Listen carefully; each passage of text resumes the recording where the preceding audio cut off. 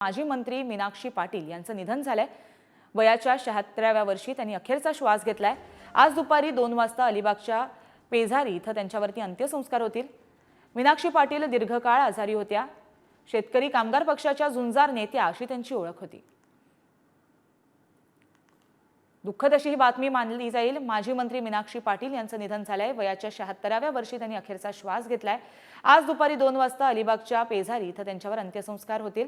दीर्घकाळ त्या आजारी होत्या आणि या आजारपणातच त्यांची प्राणज्योत मालावली। शेतकरी कामगार पक्षाच्या झुंजार नेत्या अशी त्यांची ओळख होती। रायगड जिल्ह्यात प्रकल्प विरोधी अनेक लढ्यांमध्ये त्यांचा सहभाग होता। शेकापचे सरचिटणीस आमदार जयंत पाटील यांच्या त्या भगिनी आहेत। 1995, 1999 आणि 2009 अशा 3 वेळा त्या आमदार होत्या। 1999 मध्ये काँग्रेस राष्ट्रवादी सरकारमध्ये बंदरे विकास राज्यमंत्री हे पद सुद्धा त्यांनी भूषवलंय। रायगड जिल्ह्यात प्रकल्प विरोधी अनेक लढ्यांमध्ये त्यांचा सहभाग होता।